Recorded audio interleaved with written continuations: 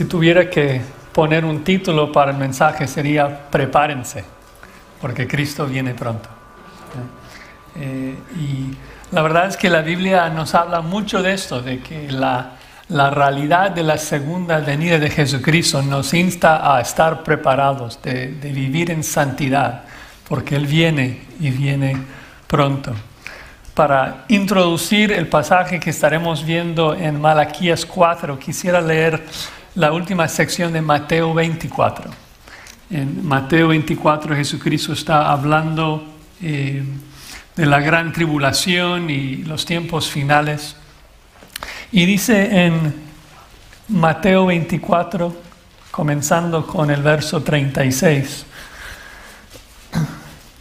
pero del día y la hora nadie sabe, ni aun los ángeles de los cielos, sino solo mi Padre. Mas como en los días de Noé, así será la venida del Hijo del Hombre. Porque como en los días antes del diluvio estaban comiendo y bebiendo, casándose y dando en casamiento, hasta el día en que Noé entró en el arca, y no entendieron hasta que vino el diluvio y se los llevó a todos, así será también la venida del Hijo del Hombre. Entonces estarán dos en el campo, el uno será tomado y el otro será dejado. Dos mujeres estarán moliendo en un molino, la una será tomada y la otra será dejada. Velad pues, porque no sabéis a qué hora ha de venir vuestro Señor. Pero sabed esto, que si el padre de familia supiese a qué hora el ladrón habría de venir, velaría y no dejaría minar su casa.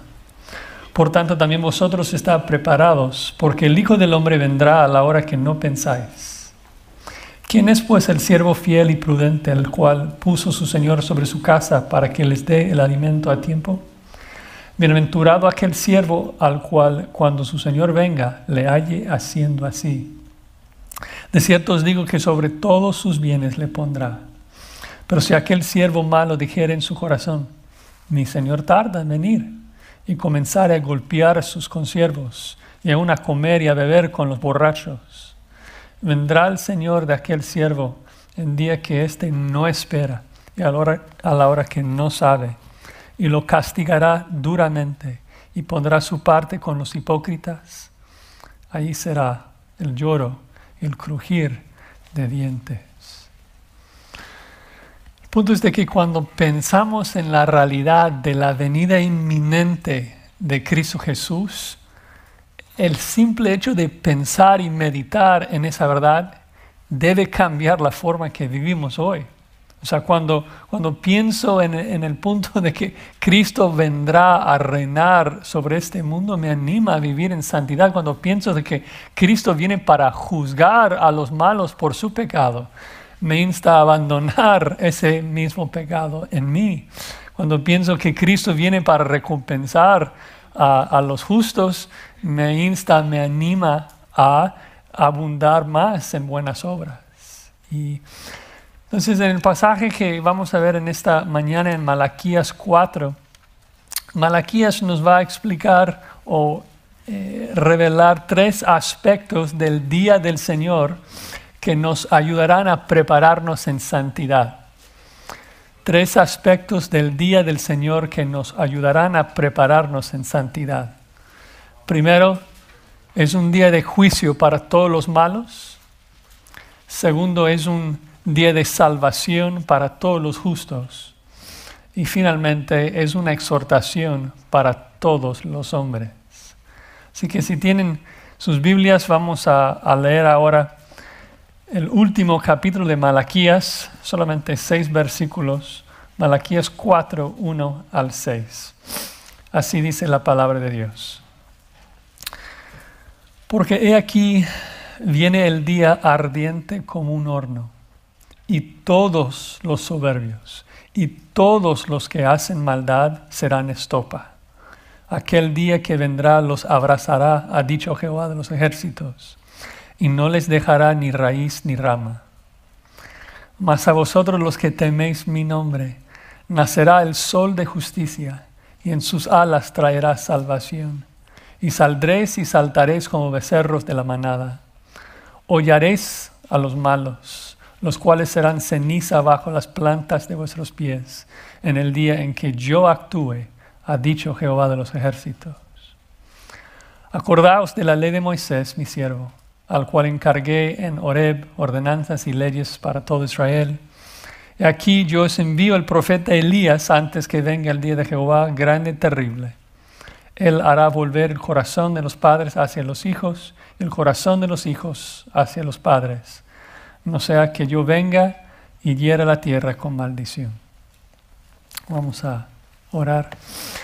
Señor, te suplicamos en esta mañana que nos ayudes a comprender tu palabra y que tu Espíritu Santo nos dé entendimiento, sabiduría y fuerza para ponerla por obra, para aplicar tu verdad a nuestras vidas. Damos gracias por la bendición de saber de que muy pronto nuestro Cristo, el sol de justicia, vendrá trayéndonos la salvación que tanto anhelamos. Y también, Señor, yo te pido que me ayudes, que me des fuerza, que mantengas mi voz para proclamar tu verdad con precisión y para tu gloria. Amén. Entonces, 3 aspectos del día del Señor que nos motivan a prepararnos en santidad.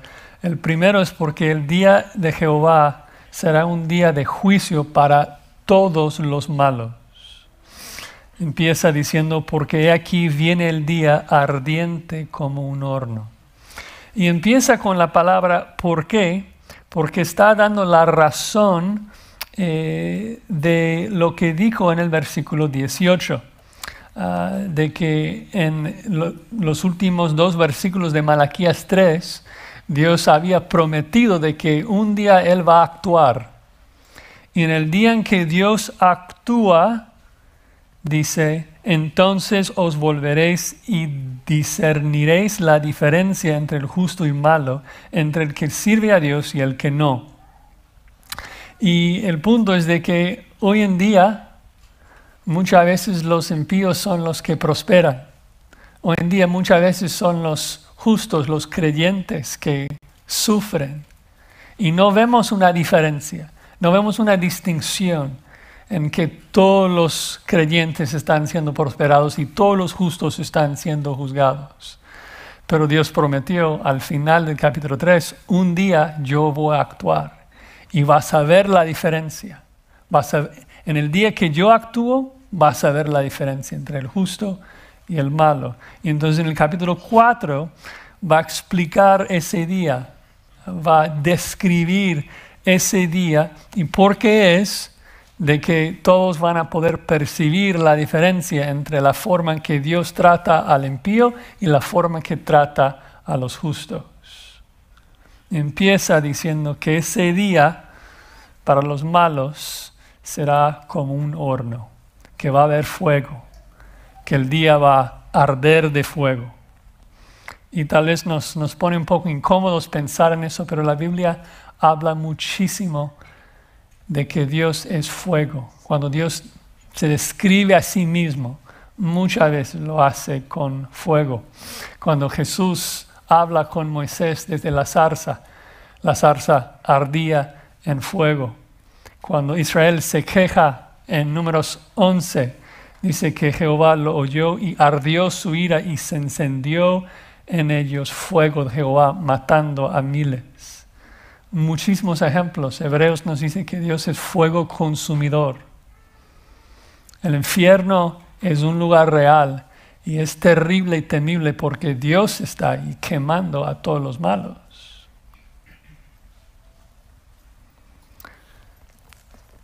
Cuando describe entonces en la segunda mitad del versículo 1, ¿quiénes van a recibir ese fuego? No son los buenos, no son los justos. Dice, todos los soberbios y todos los que hacen maldad serán estopa. 2 veces se repite esa palabra todos para hacernos entender de que no habrá ninguna excepción. Cada persona que comete pecado será juzgado por el fuego de Dios. Y menciona específicamente a los soberbios, porque recuerdan en el 3:15, los judíos estaban diciendo, bienaventurados son los soberbios, porque vieron de que son los soberbios hoy en día que muchas veces prosperan. Se habían quejado de que los soberbios reciben bendición, pero Dios dice, pronto viene el día en que yo voy a actuar. Será un día que arde de fuego y cada uno de esos soberbios que hoy en día tal vez prosperan, serán estopa, paja, hojarasca, que se van a quemar así de rápido. Dice que aquel día que vendrá los abrazará. No abrazar así con Z, con S, de brasas, de llamas. No, el punto es de que Dios los va a quemar, los va a consumir de fuego. Literalmente que los va a exterminar. Dice que no les va a dejar ni raíz ni rama. Los va a quemar por completo, solamente dejando cenizas, como describe en el versículo 3. Ahora, para aclarar, Malaquías no está enseñando la teoría de la aniquilación. Hay gente que cree de que en el infierno Dios va a exterminar y aniquilar tanto el cuerpo como el alma de los impíos y van a dejar de existir. Pero la Biblia nunca enseña eso. La Biblia enseña que el infierno va a durar por la misma cantidad de tiempo que el cielo y la nueva tierra. Acá solamente está hablando de los cuerpos físicos de esos malos que Dios los va a quemar. Claro que luego van a tener que presentarse delante del gran trono blanco y ser juzgado y castigado por su pecado. Y luego, como Apocalipsis 19 explica, recibirán nuevos cuerpos inmortales para ser echados al lago de fuego que arde con azufre. Entonces, Malaquías no está enseñando de que Dios va a aniquilar a los malos que van a dejar de existir, solamente está describiendo ese día cuando Cristo regresa a la tierra y quema a todos los malos sin excepción, ¿no? Y regresando a Malaquías 4 y tratando de recordar el punto de esta sección, el punto es de que hoy en día, aunque no percibimos la diferencia entre la forma en que Dios trata al justo y al malo, no siempre es tan fácil identificarlo. Habrá un día cuando todos los malos serán quemados. Un día terrible para el malo. Es un día que se describe mucho, en particular en los profetas menores. Si regresan un poco al libro de Joel, Joel capítulo 2, quisiera leer algunos versículos. Joel es un libro bastante citado en el Nuevo Testamento que habla del día de Jehová. Dice Joel capítulo 2, tocad trompeta en Sión y dad alarma en mi santo monte. Tiemblen todos los moradores de la tierra, porque viene el día de Jehová, porque está cercano. Día de tinieblas y de oscuridad, día de nube y de sombra. Como sobre los montes se extiende el alba, así vendrá un pueblo grande y fuerte. Semejante a él no lo hubo jamás, ni después de él lo habrá en años de muchas generaciones. Delante de él consumirá fuego, tras de él abrazará llama.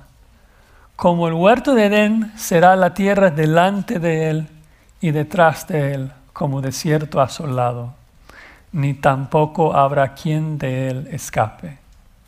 Su aspecto como aspecto de caballos y como gente de a caballo correrán, como estruendo de carros saltarán sobre las cumbres de los montes, como sonido de llama de fuego que consume hojarascas, como pueblo fuerte dispuesto para la batalla.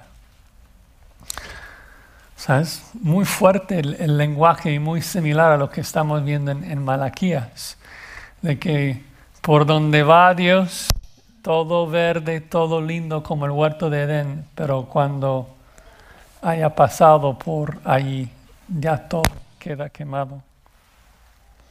No estoy muy seguro si es mi culpa o no, los sonidos que están saliendo, pero voy a tratar de no tocar nada.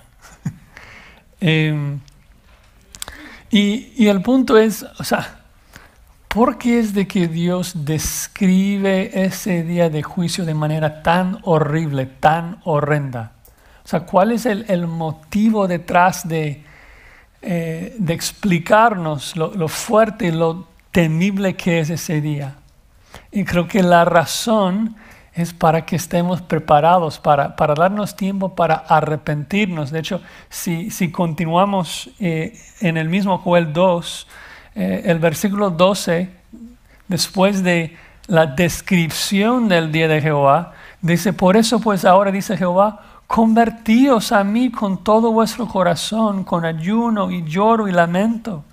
Rasgad vuestro corazón y no vuestros vestidos. Convertíos a Jehová vuestro Dios, porque misericordioso es y clemente, tardo para la ira y grande en misericordia, y que se duele del castigo. ¿Quién sabe si volverá y se arrepentirá y dejará bendición tras de él? Esto es ofrenda y libación para Jehová vuestro Dios.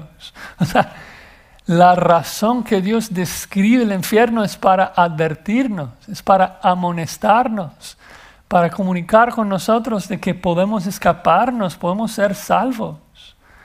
¿No? Es el mismo que vemos a lo largo de toda la Biblia.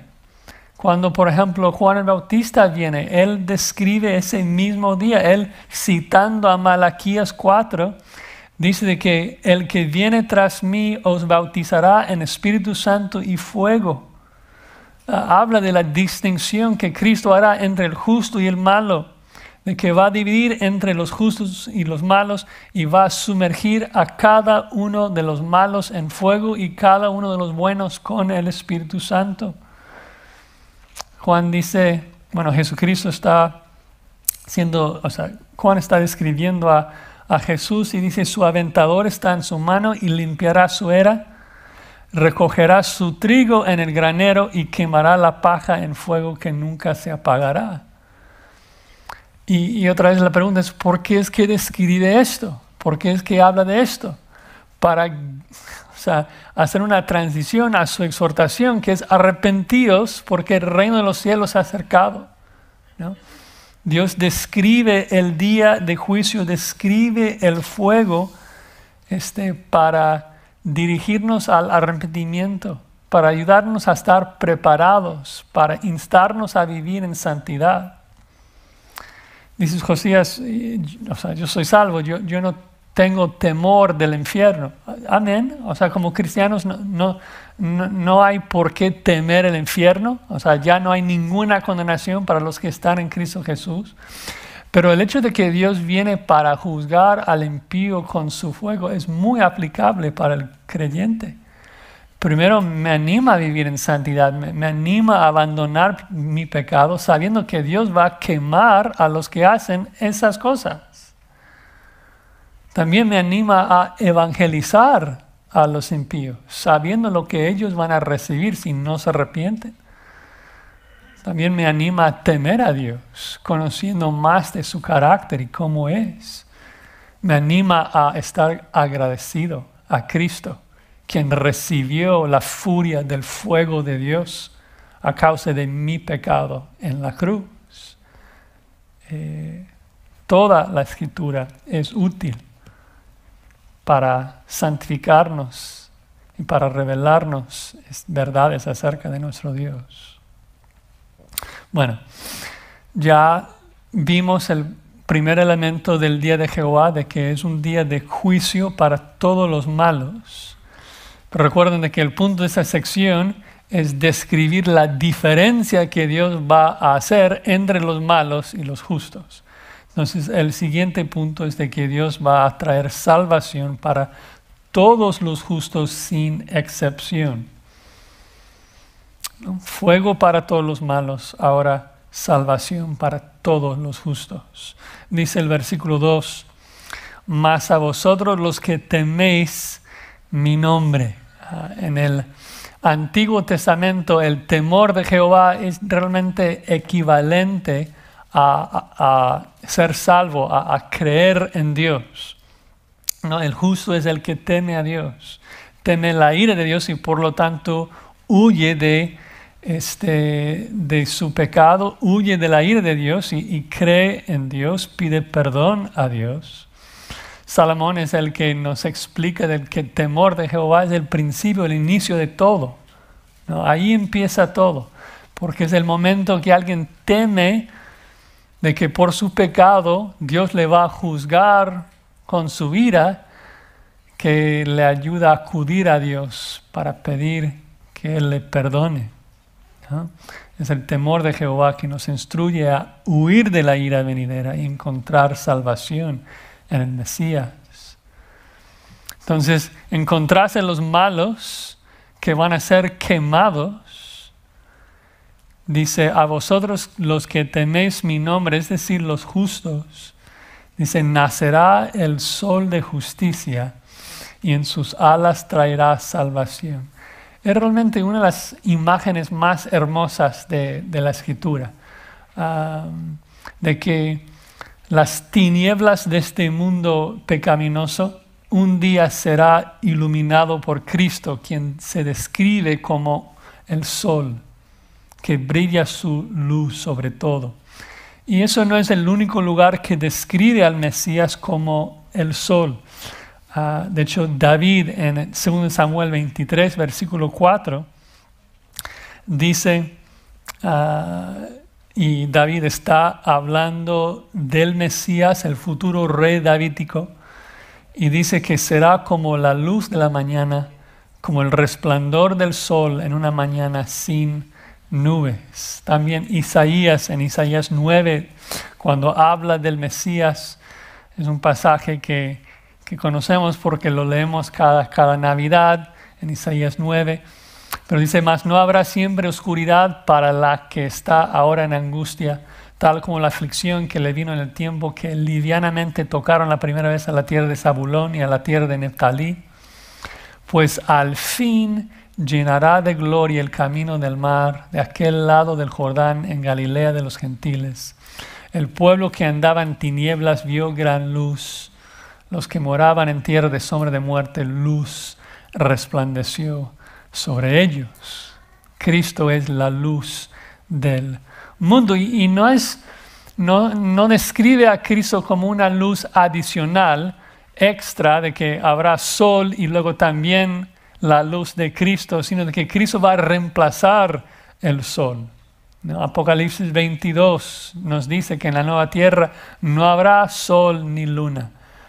Y eso es una verdad que se enseña en toda la Escritura, ¿no? Isaías 60, 19 dice, el sol nunca más te servirá de luz para el día, ni el resplandor de la luna te alumbrará, sino que Jehová te será por luz perpetua, el Dios tuyo por tu gloria, ¿no? Entonces Cristo, quien es Dios, es la luz del mundo, y cuando Él viene de nuevo a esta tierra, va a brillar su luz sobre todos los que le temen.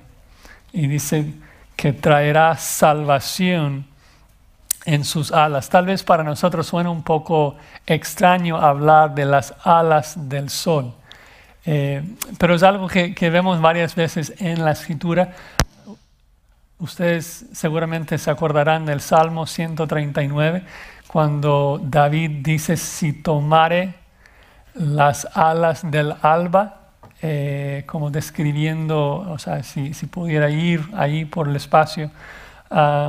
Y el punto es de que Cristo va a venir al mundo y tan pronto los rayos de su luz tocan la tierra, habrá salvación completa para los justos. Literalmente la palabra salvación es sanidad o salud, que Cristo va a traer sanidad a todos los que le temen.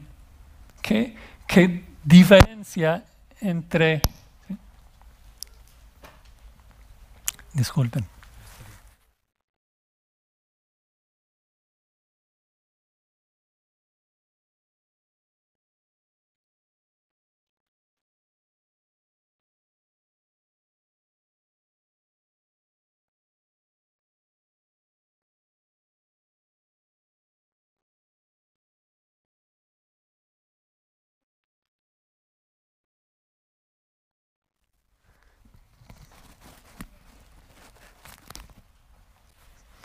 A ver, ¿sí? Ok. Aprovecho para agradecer a nuestros hermanos que voluntariamente trabajan tan fuertemente en el sonido que no muchas veces les damos las gracias que merecen. ¿Dónde estamos?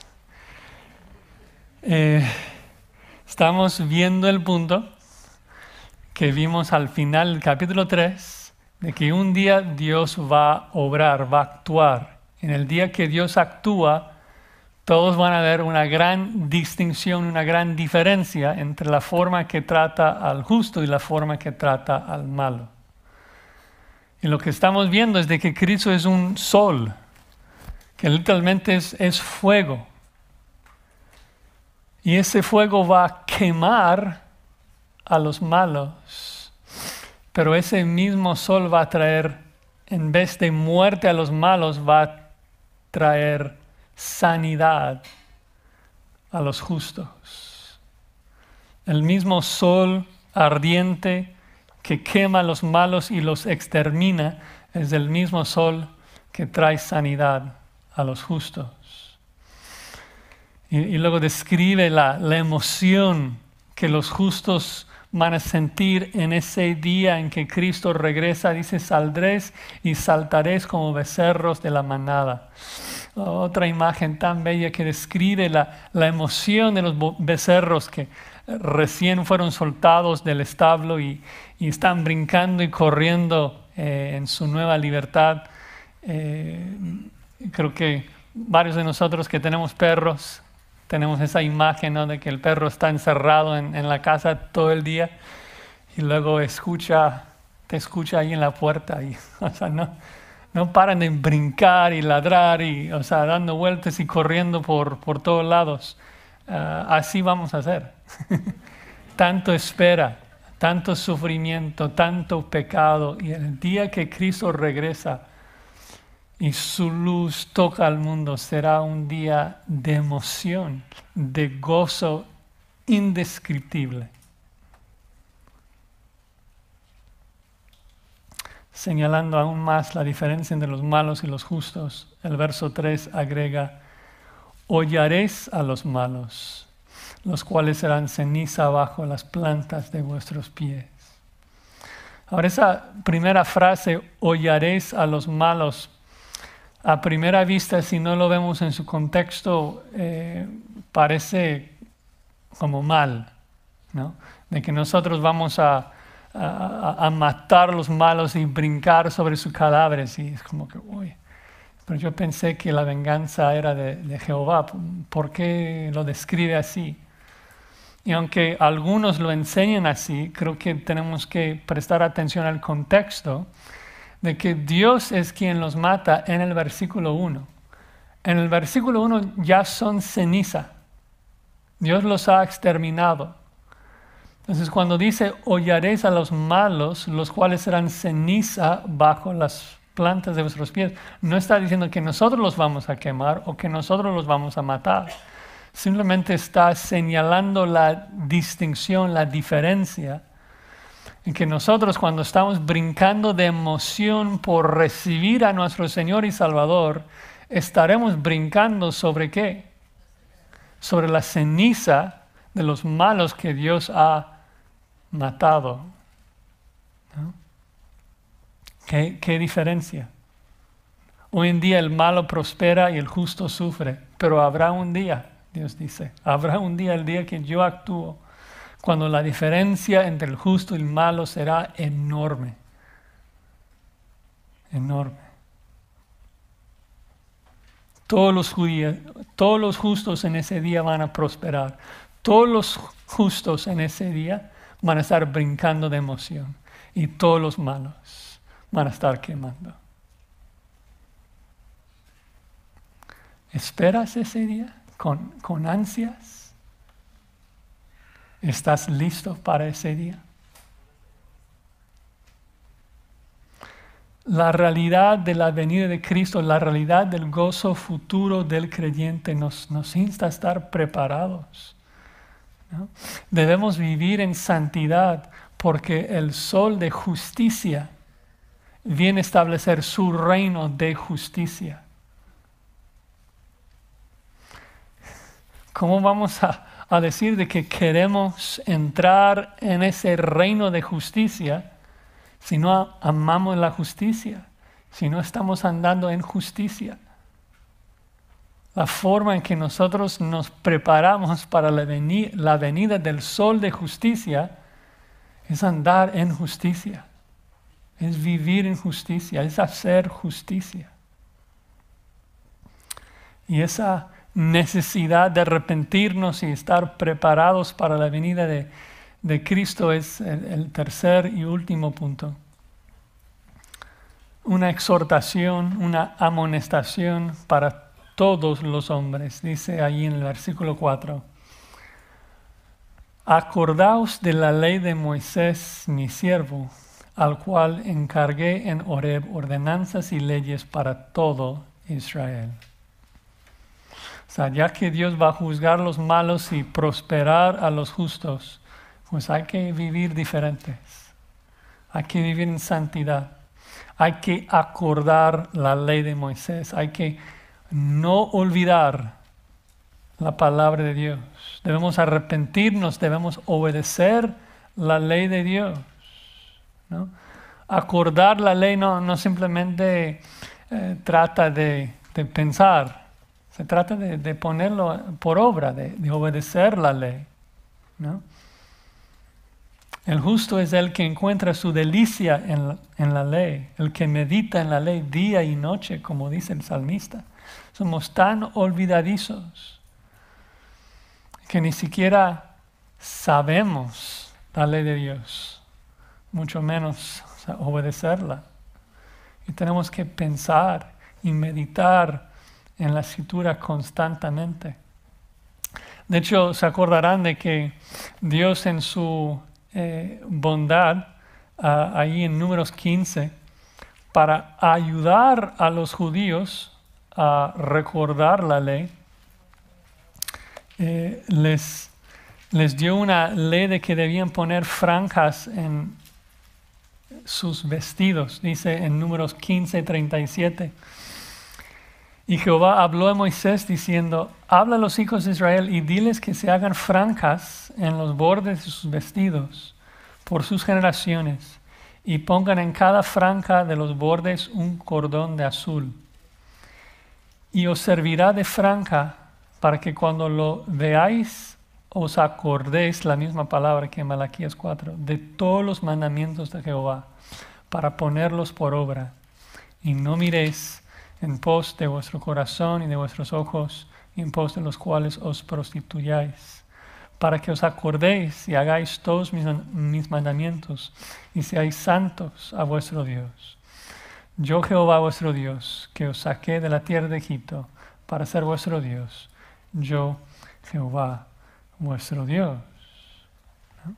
Entonces, el pueblo de Israel debía pensar constantemente, sin faltar. Sin cesar debían pensar y meditar y acordar la ley de Dios. Es decir, que Malaquías está a la luz del juicio de Dios, a la luz de que Dios va a prosperar a los que temen a Dios. Pues Malaquías entonces les exhorta, ¿no?, a arrepentirse y obedecer a Dios. Que la forma que ellos podían estar preparados para ese día era arrepentimiento. Dice, acordaos de la ley de Moisés, mi siervo, al cual encargué en Horeb, ordenanzas y leyes. Horeb es el mismo monte de Sinaí, tiene varios nombres. Si me preguntas por qué dice Horeb en vez de Sinaí, bueno, o sea, se usan casi de manera intercambiable en el Antiguo Testamento. Pero creo que pensó en Horeb en este caso porque sabe de que va a hablar de Elías. Y en la historia ahí en Segundo de Reyes, cuando Elías busca a Dios, usa el nombre Horeb en toda esa sección. Entonces creo que el autor está pensando ya de Elías. Dice ahí en el versículo 5, he aquí yo os envío el profeta Elías antes que venga el día de Jehová grande y temible. Elías tiene que venir antes del día de Jehová, antes del juicio. Esa frase, el día de Jehová, a lo mejor si no han estudiado mucho el Antiguo Testamento no saben a qué se refiere. El día de Jehová en el Antiguo Testamento se conoce como la gran tribulación en el Nuevo Testamento. Y sabemos de que las dos frases se refieren al mismo evento por la forma que se describen. Por ejemplo, Jesús cuando describe la gran tribulación en Mateo 24, 21, dice, habrá entonces gran tribulación, cual no la ha habido desde el principio del mundo hasta ahora, ni la habrá. Pero en Joel, cuando describe el día de Jehová, dice, semejante a él no lo hubo jamás, ni después de él lo habrá en años de muchas generaciones. En otras palabras, es un día único de tribulación y de juicio. Entonces tiene que ser el mismo tiempo. De hecho, cuando se describe tanto el Antiguo y Nuevo Testamento, se describe como un día de juicio global, cuando Dios va a exterminar a todos los habitantes de la tierra y va a quemar el sol y todas las estrellas. Sofonías 1, por ejemplo, describe que Dios va a destruir los elementos del universo en el día de Jehová. Y luego Pedro, cuando él está hablando del día del Señor, lo describe de la misma manera. Es básicamente como si estuviera hablando desde Apocalipsis. Dice Pedro en 2 Pedro 3, versículo 10, el día del Señor vendrá como ladrón en la noche, la misma forma que Jesucristo en Mateo 24 describe la gran tribulación. Dice, en el cual los cielos pasarán con gran estruendo y los elementos ardiendo serán deshechos y la tierra y las obras que en ella hay serán quemadas. Entonces, día de Jehová, gran tribulación, describen el mismo tiempo. Y como mencioné ya varias veces, la razón que Dios describe ese tiempo con tanto detalle y lo describe de manera que cause tanto temor es porque no quiere que vayamos allí, ¿no? Pedro hace lo mismo que cuando después de describir el día, dice en el versículo 11, puesto que todas estas cosas han de ser deshechas, ¿cómo no debéis vosotros andar en santa y piadosa manera de vivir, esperando y apresurándoos para la venida del día de Dios, en el cual los cielos encendiéndose serán deshechos y los elementos siendo quemados se fundirán? Pero nosotros esperamos, según sus promesas, cielos nuevos y tierra nueva en los cuales mora la justicia. Por lo cual, oh amados, estando en espera de estas cosas, procurad con diligencia ser hallados por Él sin mancha e irreprensibles en paz. ¿Ves?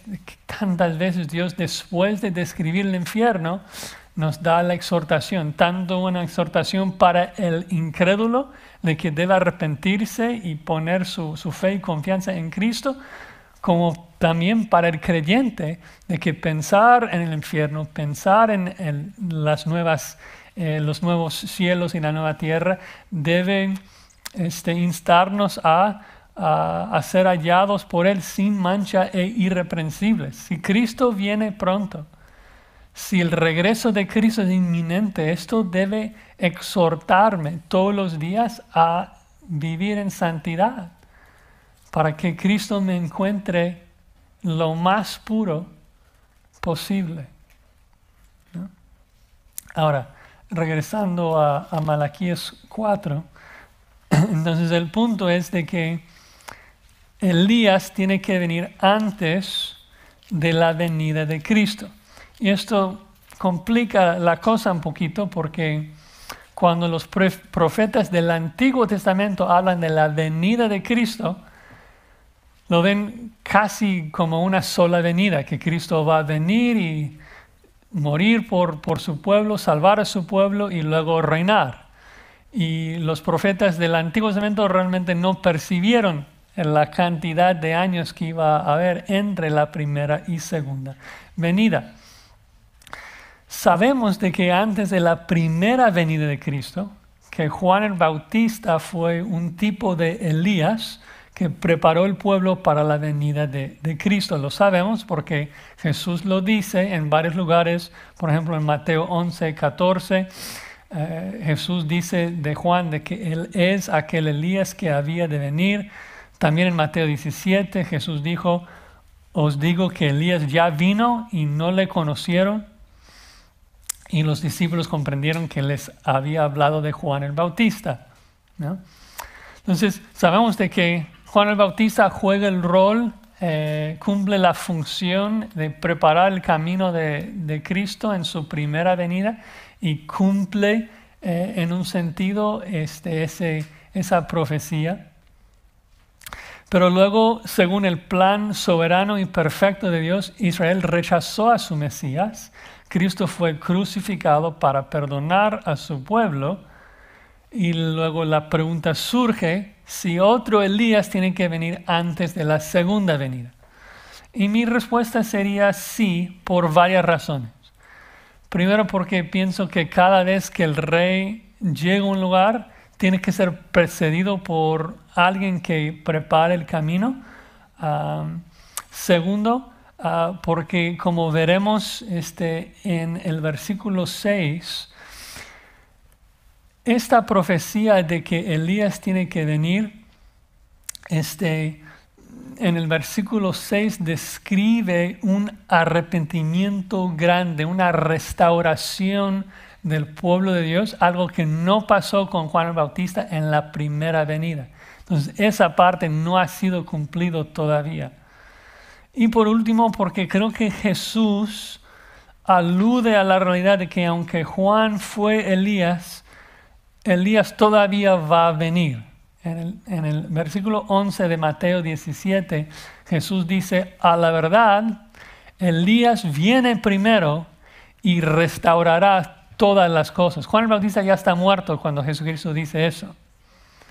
Elías viene primero y restaurará todas las cosas. ¿Juan el Bautista restauró todas las cosas? No, Juan el Bautista ya está muerto cuando Jesucristo lo dice.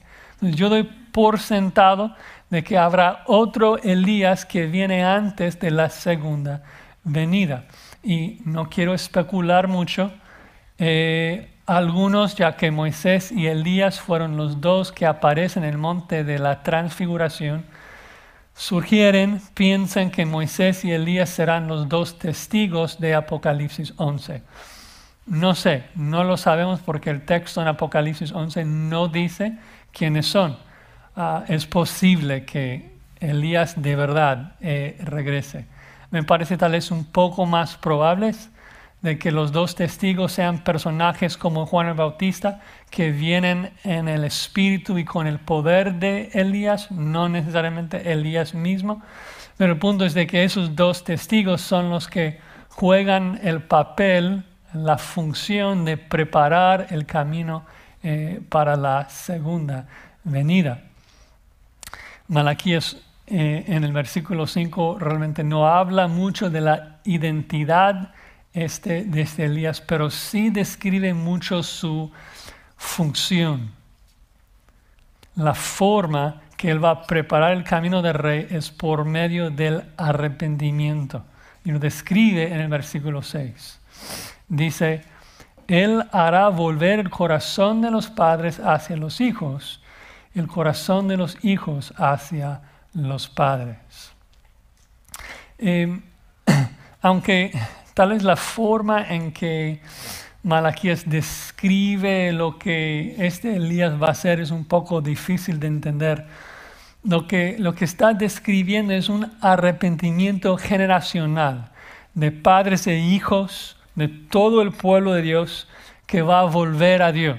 La palabra volver en el Antiguo Testamento es sinónimo a arrepentimiento. Así se usó en Malaquías 3:6. Volveos a mí y yo me volveré a vosotros, ha dicho Jehová de los ejércitos.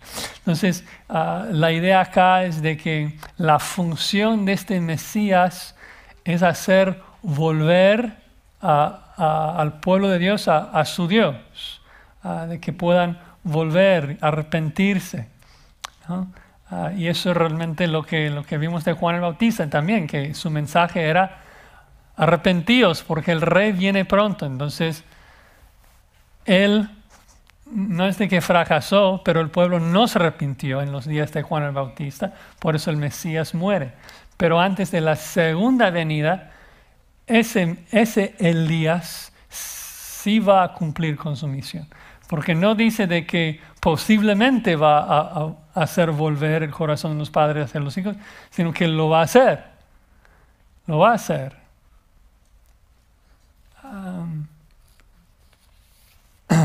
La Biblia habla de esto en muchos lugares, veremos un par de pasajes más tarde, de que al final de los tiempos habrá un arrepentimiento global, por decirlo así, del pueblo de Dios para que los creyentes que están vivos al final de la gran tribulación puedan entrar vivos en el reino.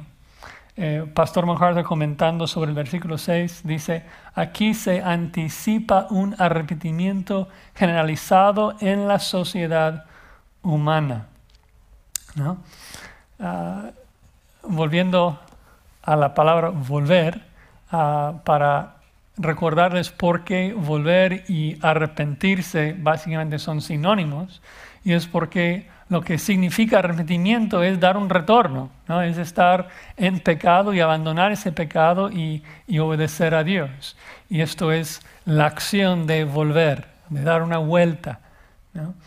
Y es una vuelta completa. Cuando la Biblia describe un arrepentimiento, no es solamente dejar de hacer algo malo, es dejar de hacer algo malo y hacer algo bueno. Pablo, por ejemplo, en Efesios 4, cuando describe lo que, por ejemplo, un ladrón debe hacer, el ladrón debe dejar de hurtar, eso es bien, o sea, dejar de pecar, pero luego, ¿qué le dice? Que debe trabajar para que tenga que compartir con los que padecen necesidad. Entonces, el ladrón ya no es ladrón cuando deja de hurtar y comienza a trabajar para ahora dar a los necesitados. Eso es arrepentimiento, eso es volver, dar una vuelta y hacer lo opuesto. No solamente dejar de hacer algo malo, es hacer lo opuesto, es hacer algo bueno, ¿no? Lo otro ya leímos allí en Mateo 17:11, cuando Jesucristo dice: Elías viene primero y restaurará todas las cosas. Esto me hace entender de que la forma en que Jesús interpretaba Malaquías 4:6 era una restauración de todas las cosas. O sea, Jesucristo entendió de que hacer volver el corazón de los padres hacia los hijos describía una restauración, un arrepentimiento generacional del pueblo de Dios en los últimos tiempos. Entonces, lo que entiendo entonces de la escatología es de que durante la gran tribulación, cuando los dos testigos comienzan a testificar y a evangelizar, de que la gran tribulación va a purificar el pueblo de Dios y el pueblo de Dios, los escogidos, van a creer en su Mesías y ser salvos. Ahora, por último, la última frase, la razón de por qué es necesario que Elías trabaje en ese arrepentimiento. Dice: no sea que yo venga y hiera la tierra con maldición.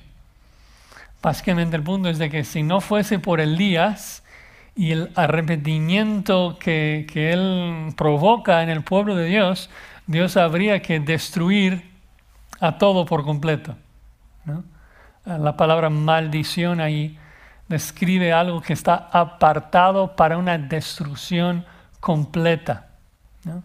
Y el punto es de que si no fuese por el remanente, Dios destruiría a todo por completo. No dejaría nada. Y esa cronología es consistente con todo el resto de la Biblia, de que primero viene el día de Jehová, primero viene la gran tribulación, que cumple con la función de purificar el pueblo de Dios, y luego Cristo viene para establecer su reino de justicia. Y la pregunta es si estamos preparados para esto, si estamos listos para esto, ¿no? Que Cristo viene pronto. A lo mejor te estás preguntando dentro de ti mismo, ¿cómo sabemos? ¿Cómo sé si estoy listo para ese día? Es fácil decir, sí, yo estoy listo para que Cristo regrese, pero ¿cómo lo puedo saber con seguridad? Yo creo que el mismo texto nos diría, porque temes a Dios, ¿no? Y huyes del mal, porque estás arrepentido y buscas vivir en obediencia a Cristo, ¿no? Porque confías en Cristo, tu sol de justicia y la salvación que Él te trae. La verdad es que Malaquías solamente conoce dos tipos de personas, dos categorías de personas: los malos y los justos. No existe una tercera categoría de medio malos o medio justos. Hay justos y hay malos. ¿Cómo podemos estar seguros de que somos justos? En particular, a la luz de la realidad de que somos pecadores. Pecamos, desobedecemos. No hay un solo justo, Pablo dice en Romanos 3. No hay justo ni aún uno. Y es el mismo Pablo que nos explica cómo podemos estar seguros de que somos justos. Cuando describe el Evangelio en 2 Corintios 5:21, diciendo: al que no conoció pecado, por nosotros lo hizo pecado, para que nosotros fuésemos hechos justicia de Dios en él. Todos nosotros somos pecadores. Lo sabemos porque cuando dice al que no conoció pecado, describe una sola persona y ni siquiera tiene que nombrarlo, porque todos entendemos que el único que no ha pecado es Cristo, el inocente. Pero dice que Dios cargó sobre Cristo el pecado de nosotros, y Cristo murió, fue crucificado para pagar nuestra deuda. Y lo hizo para que nosotros pudiéramos recibir su justicia. Todo nuestro pecado transferido a Él, y ahora toda su justicia es nuestra. Sí somos pecadores, pero la Biblia nos llama justos. ¿Por qué? Porque en la corte divina ya no tenemos pecado. Porque Cristo murió por todo nuestro pecado. Si crees esto, que Dios levantó a Cristo de los muertos, y confiesas a Cristo como el Señor de tu vida, la Biblia te llama justo. Y la Biblia describe tu futuro. El futuro en que un día vas a ver el sol de justicia brillando sanidad sobre tu vida, prosperando tu vida, tratándote muy diferente a la forma que trata a los malos. Hermano, nuestro mundo es tan roto por el pecado, tanta muerte, tanto daño. Como hijos de Dios debemos anhelar y ansiosamente esperar la venida de nuestro Rey, el día que Cristo viene y arregla todo, ¿no? Solo tenemos que estar preparados, estar seguros. No solamente que somos declarados justos, sino estar listos en el día a día, ¿no? De procurar vivir en santidad, de procurar no manchar nuestras vidas. O sea, ¿quién quiere estar en pecado cuando Cristo regresa? Eso sería terrible. Y el hecho de pensar en que cuando Cristo regresa va a quemar a los malos y va a bendecir a los justos, debe motivarnos tanto a vivir en santidad. Debe animarnos tanto a estar preparados, abundando en las buenas obras que Él preparó de antemano para que anduviésemos en ellas, con corazones listos para recibirlo. Me imagino que todos nosotros hemos tenido la experiencia de que estamos pecando y es como que, la idea viene a la mente, que no regrese Cristo en este momento. Que esto nunca pase a ninguno de nosotros. Siempre debemos estar listos, siempre andando en santidad, ansiosamente esperando el día que vamos a ver el sol de nuestra justicia. Amén. Vamos a orar. Señor, damos gracias por tu palabra que nos da tanta esperanza, tanta confianza de que tú vas a hacer lo que tú dices. De que un día muy pronto nacerá el sol de justicia que va a traer sanidad en sus alas y darnos la salvación que tanto anhelamos. Gracias porque en ese día vamos a ver a nuestro Cristo cara a cara. Qué recompensa, qué privilegio, qué bendición. Y te suplicamos, Señor, que tú nos des fuerza, que Espíritu Santo transforme nuestros corazones para que podamos vivir preparados, abundando en buenas obras y viviendo en la santidad con la cual, si no la tenemos, nadie verá al Señor. Damos gracias en el nombre de Cristo. Amén.